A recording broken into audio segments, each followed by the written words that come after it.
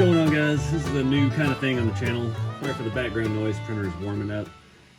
This BambuLabs printer has got me all sorts of doing different things. So I did have this whole thing screen recorded, but my QuickTime player did not save any of it. It won't work.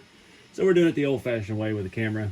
I found this file on Colts. It's a hydraulic press for the shop. It's pretty good size, so I bought it. This was from Shaky RC, and it comes in 11 pieces. I went through and got them all spaced out enough to where this thing is happy, and yeah, it looks like it'll all bolt together with scale hardware. So we're going to take something from raw print file to completely patinaed in the shop.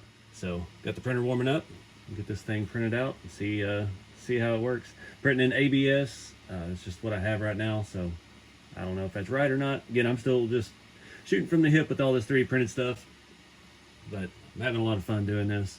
I picked up a lot of stuff on this software over the last week, and yeah, I'm still complete rookie, but it's yeah, I'm able to make stuff, and that's what makes these so fun. So follow along on this journey. We're going to end up with a press in the shop. It's something I felt like I've always needed in there. This looks like to be a really good height. It'll be scale with Bob, so Bob can stand there and press bearings in for us and things in the scale garage. So all right, guys, fresh out the printer, let it cool for a little bit, still a little warm. Get this stuff off of here. I'm ready to start the next print. We'll clean this stuff up. I want to take a look at how it goes together first, and get an idea of what we're going to assemble it with before we get too far. But I got the paints outside warming up. I think I want to do it like the classic red, like these always are. Red or silver, but I think red will look better. So yeah, I've got the pictures pulled up on the website. See what size hardware we got to use, and hopefully all that comes off nice and easy. All right, guys, had to reprint that. It came out good except for the structures. I didn't need a raft layer on this. I turned those on for the bodies because they were sitting at weird angles. Need a little more grip at the bottom, and didn't turn them off. I was wondering why I couldn't get these to lay flat on the panel. Live and learn. So I've got another set coming out without all of this structure, and hopefully things work out. Live and learn, man. All right, 3 hours later, I learned a lesson. I had set with the hot rod body, I'd set a raft layer of 2, and that built everything up 2 layers, and that would not come off of this stuff. So that was already, oh, all right, they're just coming off. I was perfectly okay with the texture of the bed on the flat surfaces of this. It's gonna look, wow, it all just comes right off. Perfect. Well, I'm gonna go put this back in, get it started. Gotta scrape off my calibration stuff and get the next scale thing started, but we're gonna let this cool off for a little bit, and we're gonna hit it with some primer and start building. All right, guys, it's been a painting battle here. I had to go get another can of paint. Mine had clogged up all completely. I'm going with Sunrise Red. It's not the same one I started with, but got all that on. It's had all day to dry. I've painted both sides, 2 coats. I did not use primer because my primer was dried up too. So it is what it is. So I fixed to come in with the VHT satin clear, matte clear, kind of dull it down, and because we are going to weather these up. It's already dark, so I get to go paint in the dark. We'll let that stuff dry overnight, and should be pretty good. There's a couple areas on here I probably could have done a little body work, but it is what it is. This is going to be a scale shop thing in the background. It's not like it's on a rig I'm trying to win trophies with or anything, so it'll be good enough. So let's get to shaking. Oh, I did order one of those actual Sawzall mounted paint shakers. It'll be here at the end of the week. I'm tired of jacking with tape, so we got the professional one coming. All right, guys, it's been another full day waiting on paint to dry, and put the matte clear on it. So I did Rust-Oleum Sunrise Red gloss and the flame-proof clear that will let us do rust and all that stuff without causing any problem. See, I got another one here. I went ahead and built the sandblasting cabinet as well. I found these files at the same time, so we've got some more work to do on that. I'm going to make some metal mesh in the bottom. I'm actually going to put some sand in it. I've got some Lexan to make the window, and I've got an idea for the gloves. So I've got to do a little hand painting. I'm going to paint some details here on the cylinder, and we got to paint the rings and stuff on that black. I did use my duplicolor, that Ford color that we use for silver, just on the piston for this, and yeah, it looks good enough. I'm not sure yet. I'll see where the handle's supposed to go. We'll have to make a handle for it. So we got a lot of work to do. This one glues together, this one bolts together. I've been testing. I'm gonna have to drill these out a little bit to use M3 scale bolts, because yeah, we gotta have scale bolts on it. And then we'll do some weathering on it. So let me get my supplies and look at the picture again of how this actually goes together. We've got this. I think they bolt on this way, that way, and then our top piece bolts on. So got a little bit of assembly. So I'm gonna do this stuff in high speed because I don't want to sit here and talk and just listen to some music and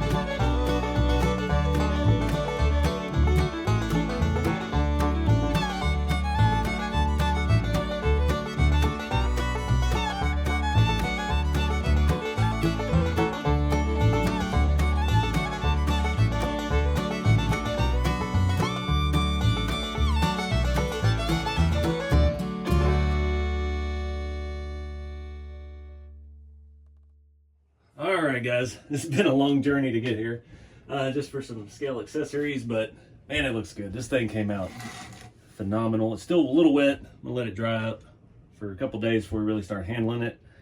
I opted not to weather the sandblasting cabinet. It's just a little delicate. I'm not even sure I'm gonna take the thing off the legs yet. Give that E6000 plenty of time to dry. But all I did to weather it, I used Vallejo pigment binder and carbon black pigment. Not my favorite. I prefer just the regular black. The carbon kind of turns gray as it dries, so it will lighten up a little bit. But all we're trying to do with that, the pigment binder acts as a dulling agent, so it's going to give it that smooth satin sheen that it kind of has. I'll pick it up by this because that's where I was holding it from most of the time. You can see how smooth that is. And yeah, it just gives the powder a place, a way to move around, and it gets in the cracks and the little corners and nooks and crannies and stuff, and does that. So pretty happy with that. I got a little carried away with the blasting cabinet. I used fingers from some automotive rubber gloves. They're not in there very well, so I'm not gonna mess with them too much, but I mean, it gets the job done. I've not seen any scale rubber gloves.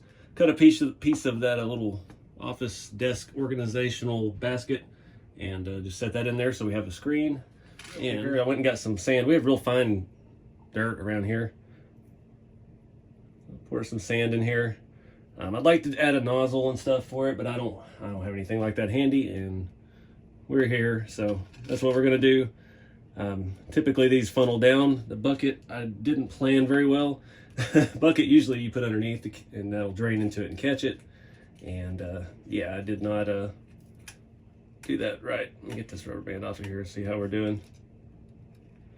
The E6000 is nice to work with since they've got those little metal tips on the containers. It's much easier.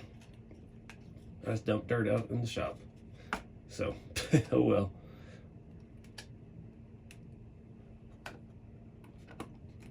You could even go as far as putting a light in here. Oh, it won't fit. I should have put the shelf just a little bit lower. Oh, well, we can have it sitting next to it. But the cool part is I didn't do any adjustments with these as far as the size, and they are pretty close. Bob could almost do it if his elbows would bend where they need to. Almost get his hands in there, but something like this. I made the handle. That's just an Allen wrench. It didn't have a whole lot of detail as far as the thing up here, the cylinder. So added a little bit. It's supposed to have wheels on here. It didn't have that in the print file to make this roll, so I just put some screws through and made it work. So that's a wrap. This was the first installment of my BambuLab vlogs, I guess we'll call it. I'm trying to take something like this that I've wanted to do for a very long time.